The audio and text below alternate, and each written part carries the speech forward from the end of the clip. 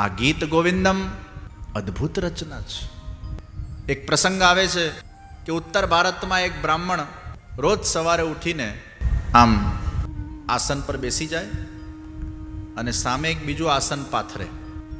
કારણ કે આ અષ્ટપદી જ્યારે ગવાતી હોય છે ત્યારે પ્રભુ પધારતા હોય છે એવી ઘણા લોકોને અનુભૂતિ થઈ છે.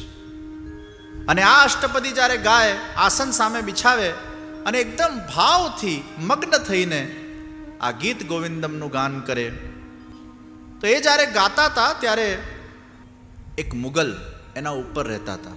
એ જ્યારે એનું કાર્ય કરવા બહાર નીકળે અને દાદરા પરથી નીચે ઉતરે એટલે પેલા આમ ગીત ગાતા હોય એ શબ્દો એના કાનમાં પડતા. 10 મિનિટ ઊભા રહે, આંખ બંધ કરીને બસ એ સાંભળે. રોજ એનો આ ક્રમ. એક દિવસ આ બ્રાહ્મણે આમને પૂછ્યું કે ભૈયા, तुम तो मुगल हो, ये तुम्हारे पल्ले कुछ पड़ता है क्या? इसमें क्या लिखा है, इसका अर्थ क्या है? कि नहीं, मुझे कुछ पल्ले नहीं पड़ता है, पर बस जब तुम गाते हो इसके शब्दों में कौन जाने क्या ताकत है कि मेरा मन शांत हो जाता है और मुझे ये श्रवण करना बहुत पसंद है. મને તમે શીખવાડશો? એટલે બ્રાહ્મણે પછી એને શીખવાડ્યું. બ્રાહ્મણે કીધું, જો તું જ્યારે આ ગીત ગાય ને ત્યારે સામે આસન પાથરજે, અને આસન તું પાછળશે ને એટલે પ્રભુ ત્યાં આવીને બિરાજશે. એ કે મારે તો ઘણીવાર ઘોડા પર જ જવાનું હોય છે, દિવસ રાત ઘોડા પર હોઉં, મારા ઠેકાણા ના હોય, ઘરે 2 દિવસ આવું, 3 દિવસે આવું, પણ હવે મને આ ગીતનો એવો ચસ્કો લાગ્યો છે કે હવે હું ઘોડા પર ગાઈશ. ઘોડા પર ક્યાંથી આસન બિછાવું? એ કે ના, ઘોડા પર તું બિછાવ, તું બેઠો એના આગળ આસન બિછાવી દે, ભગવાને તારા સાથે ઘોડા પર આવશે ભગવાન ખરેખર. અરે તું ગાતો ખરો, તું ભાવથી, શ્રદ્ધાથી, તલ્લીન થઈને, પ્રેમ મગ્ન થઈને ગાશે, તને ક્યારેક કોઈક દિવસ પ્રભુ અનુભૂતિ કરાવશે. એટલે પછી તો એનો રોજનો આ ક્રમ થઈ ગયો. એ ઘોડા પર જાય અને પછી ગીત ગોવિંદમ ગાતો જાય, આગળ આસન બિછાવી દે. એક દિવસ દોડા દોડમાં આસન બિછાવવાનું રહી ગયું અને ગીત ગોવિંદમ ગાતો જાય. અડધું ઘોડામાં ધ્યાન ના હોય, ગીતમાં ધ્યાન હોય, પણ હવે એનું એક ઓટો મોડ પર આવી ગયું હતું કે નેચરલી એ ગીત નીકળે અને ઘોડા ચલાવ્યા કરે. હવે આસન બિછાવવાનું ભૂલી ગયો. પાછળથી છુમ છુમ છુમ છુમ છુમ છુમ કરતા કરતા નુપુરનો અવાજ આવ્યો અને નૃત્ય કરતા કરતા શ્યામ સુંદર પધારી રહ્યા છે. આ સત્ય ઘટના. એને ઘોડો રોક્યો, પાછળ જોયું, સાક્ષાત પ્રભુ પધારે છે. સાક્ષાત પ્રભુના દર્શન કરીને બેબાક બની ગયો. શબ્દો નીકળવાના બંધ થઈ ગયા, એની શ્વાસો રોકાવા લાગી. એ બાવરો જેવો થઈ ગયો. ये मैं क्या देख रहा हूं, ये मैं स्वप्न देख रहा हूं. પોતાના જાતે ચુટલીઓ ભરવા લાગ્યો. अरे नहीं, ये तो सचमुच हकीकत में श्याम सुंदर मेरे सामने है. अरे तूने गीत बंद क्यों कर दिया? अरे गीत गाता जा, ये गीत मुझे बहुत पसंद है. ये गीत गाते ही मैं वो भक्त के पास आ जाता हूं. अरे प्रभु, आप नंगे पैर मेरे पीछे दौड़ रहे हो.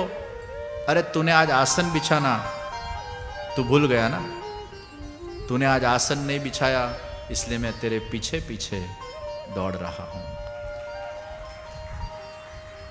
જયદેવ કવિનું આ અદ્ભુત ગીત ગોવિંદમ, જેના શબ્દોમાં એ તાકાત છે, જેના શબ્દોમાં એ ભક્તિ છે, જેના શબ્દોમાં એ ભાવ છે, જેના શબ્દોમાં એવી ઉર્જા છે કે એને આપણે ખાલી આંખ બંધ કરીને સાંભળીએ તો પણ ચિત્ત ને મન આપણું શાંત થઈ જાય. આઈએ ભાવ સે હમ ગાન કરેं. આ સુંદર ભક્તિ ગીત એ ભગવાનને ખૂબ ગમે છે. તો ગ્રહસ્થાશ્રમમાં રહીને પણ ભગવદ ભક્તિનું વિધાન છે.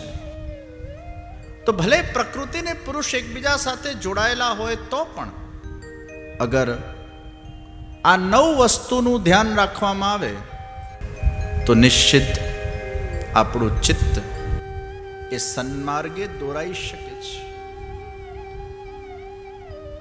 કપિલ ભગવાન માતા દેવહૂતિજીને આ 9 રત્નો પ્રદાન કરી રહ્યા છે. જેને પણ પોતાના જીવનમાં આત્મકલ્યાણના માર્ગ પર આગળ વધવું હોય એના માટે આ 9 રત્નો એને આભૂષણ રૂપે ધારણ કરી લેવાની આવશ્યકતા છે. સંસારના બધા ભોગો ભોગવાઈ ગયા હોય અને હવે આત્મોદ્ધારની યાત્રા પર જેને આગળ વધવું હોય એના માટે આ 9 રત્ન એ માર્ગદર્શન રૂપ છે. એમાં સૌથી પહેલું રત્ન શાસ્ત્ર વિહિત ધર્મોનું પાલન કરવું. બીજું રત્ન પ્રારબ્ધ અનુસાર જે મળે એમાં સંતુષ્ટ રહેવું. ત્રીજું રત્ન ગુરુજનોના ચરણની પૂજા કરવી. ચોથું રત્ન વિષય વાસનાને વધારનારા કર્મોથી દૂર રહેવું. સેવા, ધ્યાન, સ્મરણ, વ્રત એને જીવનમાં આત્મસાત કરવા. પાંચમું મન, વાણી, કર્મથી કોઈ પણ જીવને હેરાન નહીં કરવું. ઇન્ટેન્શનલી કોઈને હેરેસ નહીં કરવું. છઠ્ઠું આવશ્યકતાથી વધારે વસ્તુનો સંગ્રહ ન કરવો. સાતમું બ્રહ્મચર્યનું પાલન કરવું. આઠમું પ્રભુ સેવા અને સ્વાધ્યાય કરવું. અને નવમું મૌન રાખી ધ્યાન કરવું. આ 9 રત્નો છે. આ 9 રત્નને જે વ્યક્તિ આત્મસાત કરે છે એ પોતાની સંપૂર્ણ ઇન્દ્રિયોને પ્રભુના રંગમાં રંગીને આ દેહના માધ્યમથી ભગવત ભક્તિ કરીને આત્માનું કલ્યાણ કરી શકે છે. કપિલજીએ પ્રભુના એ સુંદર ચરણારવિંદનો ધ્યાન પ્રકાર બતાડ્યો. સંચિંતયેદ ભગવતશ્ચરણારવિંદમ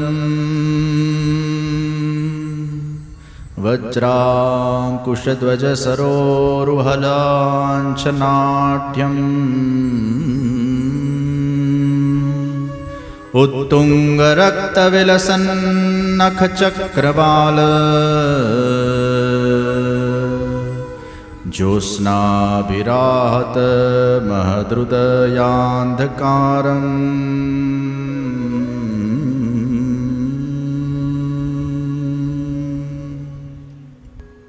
હે માં, પ્રભુના ચરણારવિંદનું ધ્યાન કરો.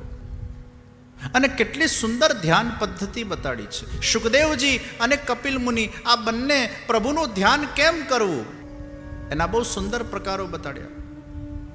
પ્રભુના જે ચરણારવિંદ છે એ શ્યામ છે. એ ચરણારવિંદમાં જે નખ છે એ શ્વેત છે. ચરણારવિંદ શ્યામ, નખ શ્વેત અને ચરણારવિંદના નીચેનો જે ભાગ છે એ લાલીયુક્ત છે. લાલ, શ્યામ અને સફેદ રંગનું ત્રિવેણી સંગમ. ભગવાનના ચરણ એ પ્રયાગના તીર્થ જેવા છે.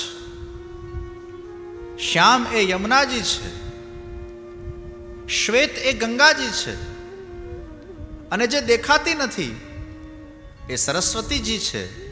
એટલે ચરણ ઉપર રાખો તો શ્યામ અને શ્વેત દેખાશે, પણ સરસ્વતી નીચે એ લાલી એ ન દેખાય.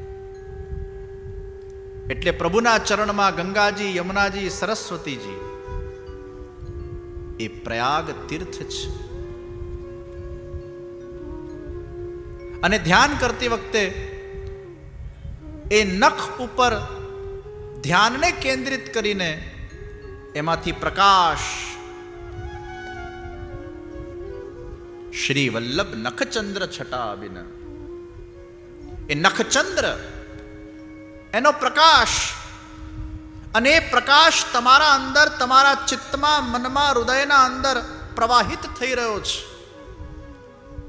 આવી એક ભાવના કરવી, આ ચરણારવિંદની ભાવના, અને પછી એ લાલીયુક્ત ચરણની ભાવના. અને લાલીયુક્ત ચરણના અંદર ભગવાનના જે વામ ચરણ છે એમાં કમળ, વજ્ર, ગદા, પતાકા, તોરણ, સુખદવલ્લી, ધનુષ, આ ચિહ્નોનું ધ્યાન. અને વામ ચરણમાં ધ્વજા, અંકુશ, મીન, સુદર્શન, અષ્ટદલ, કમલ, કુંભ, જવ અને ચંદ્ર. આ 16 ચિહ્નોનું ધ્યાન જપ કરતી વખતે આ ચરણ ચિહ્નનું પણ ધ્યાન કરી શકાય છે.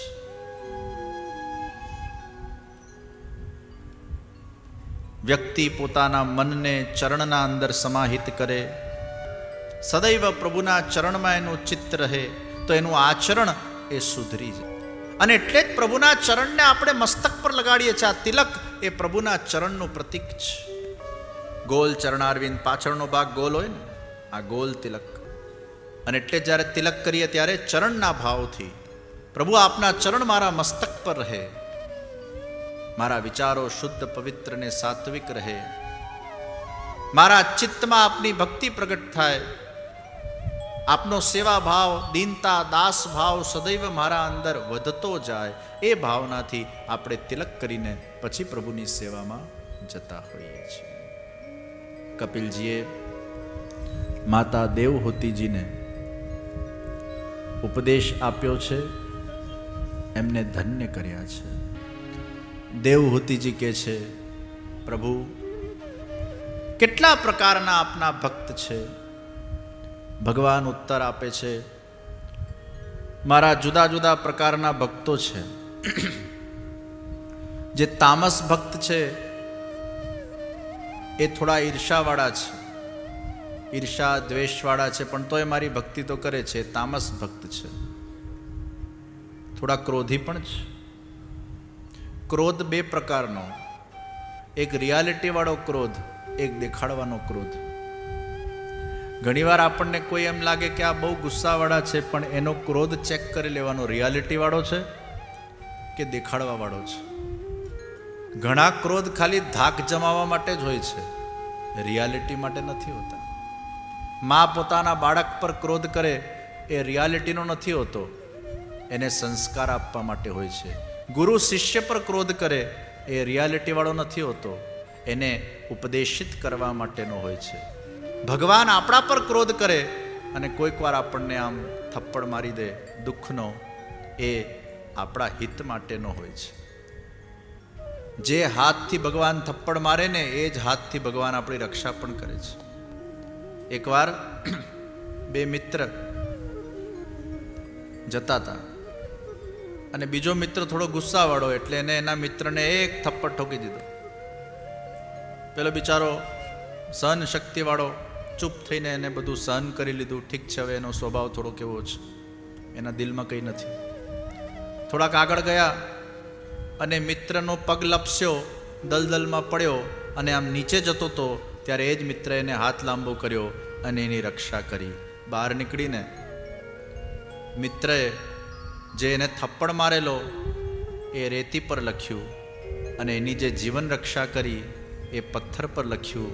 ત્યારે થપ્પડ મારનાર મિત્ર એને પૂછ્યું કે આ રેતી પર ને પથ્થર પર લખવાની સિસ્ટમ શું છે? ત્યારે પેલા એ કીધું કે તે મને થપ્પડ માર્યું, મને નહોતું ગમ્યું, એને મેં રેતી પર લખ્યું, એટલે તરત પાછું એ ભૂસાઈ જશે, અને તે મને મદદ કરી અને મારી રક્ષા કરી, એને મેં પથ્થર પર લખ્યું, જે જીવનભર મને યાદ રહેશે. આવા એકાદ થપ્પડ કોઈ મારી નાખે તો રેતી પર લખજો ભાઈ. કદાચ કોઈ 2-4 શબ્દો તમને કહી જાય તો રેતી પર લખજો. કદાચ કોઈ તમારું અપમાન પણ કરી જાય, રેતી પર લખજો. કદાચ કોઈનાથી તમને મન મુટાવો થયેલું હોય, રેતી પર લખજો. આપણી તકલીફ એ છે કે એને પથ્થર પર લખી નાખીએ છીએ. 10 વર્ષ પહેલાં કોઈ કે 2 ખરાબ શબ્દો આપણને કીધા હોય, 10 વર્ષ પછી પણ એટલું એને વાગોડ્યા કરીએ, એટલું વાગોડ્યા કરીને પેલો વ્યક્તિ મળે એટલે પેલી ફાઇલ ખુલી જાય. અને એટલે જ નાના મોટા મન મુટાવો ચાલ્યા કરે, નાના મોટા ઝઘડાઓ ચાલ્યા કરે. ભાઈ વાસણ છે તો ખડકવાના, પણ પાછા ભેગા થઈ જવાનું. પતિ પત્ની ઝઘડે, બીજા દાડે પાછા સાથે ચા પીતા હોય, એની વેલિડિટી બહુ લાંબા ગાળા માટે નહીં રાખવાની. ઘણા લોકો પાછા ઝઘડીને પણ એટલું બધું યાદ કર્યા કરે, 10-10 દિવસ, 15-15 દિવસ, 20-20 દિવસ સુધી ફાઇલો એટલી બધી સ્ટોર કરીને રાખે ને વળી પાછું બધું સંગ્રહીને રાખે. તે મને 10 વર્ષ પહેલાં આવું કીધેલું, 5 વર્ષ પહેલાં આવું કીધેલું, 1 વર્ષ પહેલાં આવું કીધેલું, હમણાં ગઈકાલે તે મને આવું કીધેલું, તું વારંવાર આવું કહેતો જાય છે. આટલી યાદશક્તિ શું લેવા રાખું છું? કામનું ભૂલી જાય છે, જે ન યાદ રાખવાનું યાદ રાખે છે. દુનિયાના અંદર આવું નાનું મોટું ચાલ્યા કરે, એ બધું સ્મરણ કરવા કરતા આપણે આપણું ચિત્ત સારી જગ્યામાં લગાડીએ.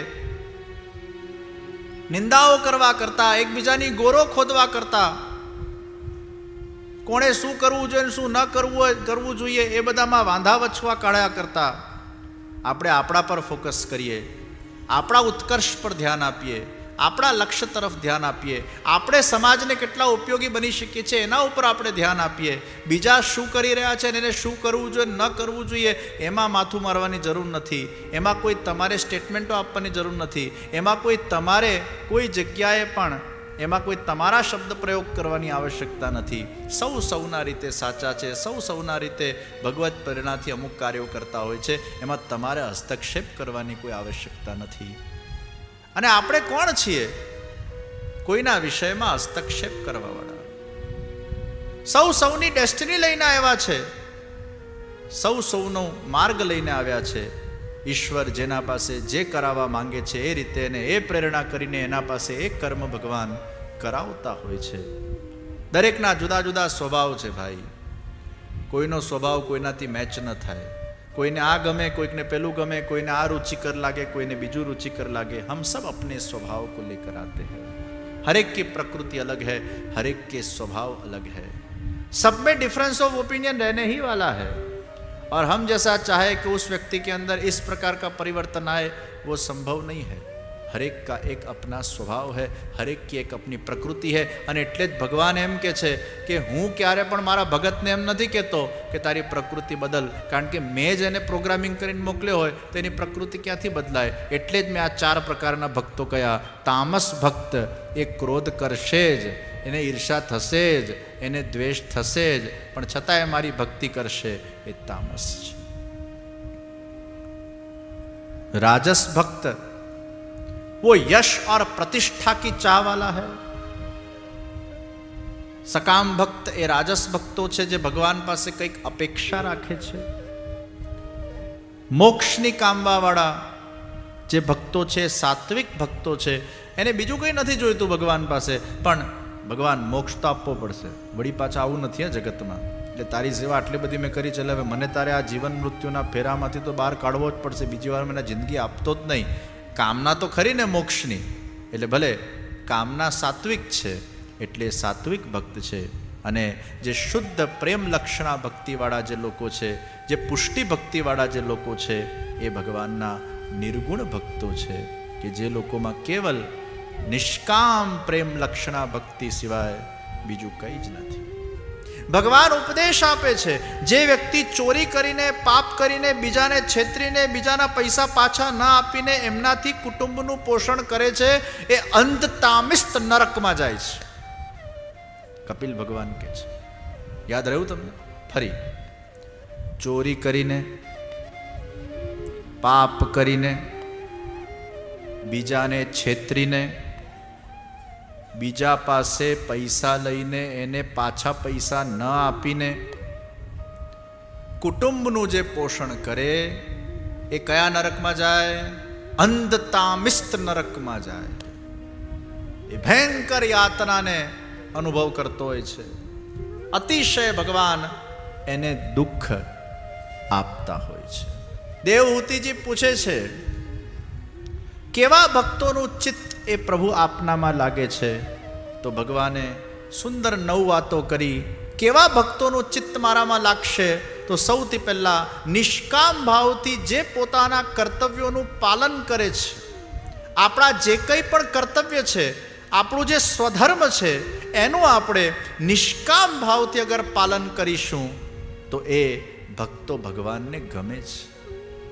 તમે તમારા પરિવારનું પોષણ કરતા હો, કે પરિવારના પ્રતિ તમારી ફરજ નિભાવતા હો, અથવા તમારી જે કોઈ પણ રાષ્ટ્ર માટે, સમાજ માટે, માનવ જગત માટે તમારા ફરજમાં આવતા જેટલા કાર્યો છે, એને તમે નિષ્કામ ભાવથી, અપેક્ષા વગર, મેં આ કર્યું એટલે મને સામે રિબાઉન્સ મળવું જ જોઈએ, મેં આની મદદ કરી એટલે એને મારી મદદ કરવી જ જોઈએ, આ અપેક્ષા વગર મદદ કરવું એ તમારું કર્તવ્ય છે. પેલો કરે કે ન કરે તમારે જોવાનું નથી, પણ તમારા દાયિત્વમાં, તમારા ફરજમાં, તમારા કર્તવ્યમાં અગર કોઈને મદદ કરવાનું અગર એ આવતું હોય તો તમારે તમારી ફરજ રાત્રે ચોર આવે ઘરે અને પેલો પોલીસ આમ નાઇટ સૂટ પહેરીને ઊંઘતો હોય અને પછી પત્ની એને ઉઠાડે, ઉઠ, એટલે આ ઉઠ, ચોર આવ્યો, અને પેલો કે હમણાં હું ડ્યુટી પર નથી. ભલા માણસ, ચોર આવે ને તું પાછો એમ કે અભી મેં વર્દી में नहीं हूं, अभी मैं ड्यूटी में नहीं हूं, ऐसा थोड़ा चलता है. તારી ફરજ છે. નિષ્કામ ભાવે જે વ્યક્તિ પોતાના કર્તવ્યોનું વહન કરે, બીજું હિંસા રહિત જેનું જીવન છે, ત્રીજું પ્રભુની સેવા, દર્શન, સ્પર્શ, સ્તુતિ, વંદન જે નિત્ય કરે છે, ચોથું સમસ્ત પ્રાણીઓમાં જે પ્રભુના દર્શન કરે છે. હે દેવહૂતિ માં, સબ પ્રાણીઓ में जो मेरा दर्शन करते हैं, જેમનામાં વૈરાગ છે. પાંચમું, મહાપુરુષ અને ગુરુઓને જે માન આપે છે, જે ગુરુઓનું અપમાન કરે, જે સજ્જનોનું અપમાન કરે, જે ગુરુ અને સજ્જનો માટે ગાળો દે, જે ગુરુ અને સજ્જનો માટે ખરાબ વાતો કરે, જે ગુરુ અને સજ્જનોની ઘોર નિંદાઓ કરે, આવો વ્યક્તિ મને ક્યારે પણ પસંદ નથી. આ છઠ્ઠું કીધું, મહાપુરુષો અને ગુરુઓને જે માન આપે, દિન દુખીઓ પર જે દયા કરે, ગ્રંથોનું શ્રવણ અને મારા નામને ઉચ્ચ સ્વરથી ગાય, ધીમું ધીમું નહીં, ઉચ્ચ સ્વરથી ગાય. આપણે હરિનામ સંકીર્તન કરીએ છીએ, ઉચ્ચ સ્વરથી કરીએ છીએ, જોરથી ગાય. મનમાં કરો એને જપ કહેવાય, કીર્તન તો જોરથી જ ગવાય, કીર્તન ઉચ્ચ સ્વરથી ગવાય. આખા વાતાવરણના અંદર એ શબ્દની ગૂંજવી જોઈએ. જે ઉચ્ચ સ્વરથી મારું કીર્તન કરે. અને નવમું, અહંકારનો ત્યાગ કરીને મનમાં દાસ ભાવ જેનામાં છે અને જેનું ચિત્ત અને મન મારામાં લાગી ગયેલું છે, આવા ભક્તો એ મને અત્યંત પ્રિય છે. કપિલજીએ દેવહૂતિજીને આ ઉપદેશ આપ્યો છે. કપિલાખ્યાનને અહીંયા જ પ્રણામ કરીને આइए आज के सत्र को हम समाप्त करते हैं. કાલે ચોથો દિવસ, કાલે નંદ મહોત્સવ છે. આપણે ભગવાન શ્રી કૃષ્ણના ગુણગાન ગાઈશું. અને આગળની કથા ચતુર્થ સ્કંદ, આજે મારે ચતુર્થ સ્કંદ સુધી પહોંચવું હતું, ધ્રુવ ચરિત્ર આપને સંભળાવવું હતું, પણ હવે 7:45 થઈ ગયા છે, સમય છે નહીં. એટલે ચતુર્થ સ્કંદ, પંચમ સ્કંદ, ષષ્ઠમ સ્કંદ અને સપ્તમ સ્કંદ એની કથા સહવક્તા કિશોર શાસ્ત્રીજી આપને સંભળાવશે 2 થી 4. અને અષ્ટમ સ્કંદ, નવમ સ્કંદ અને દશમ સ્કંદ પ્રારંભ ભગવાન શ્રી કૃષ્ણના જન્મ પ્રકરણ અને ભગવાનનું પ્રાગટ્ય એ આપણે કાલના સત્ર. आइए भाव से हम प्रभु का जय जयकार करें. बोलो श्री कृष्ण कन्हैया लाल की, श्री वल्लभाधीश की जय, श्री गिरिराज धरण की जय, श्री यमुने महारानी की जय, श्रीनाथ जी प्यारे की जय, श्री बाल कृष्ण लाल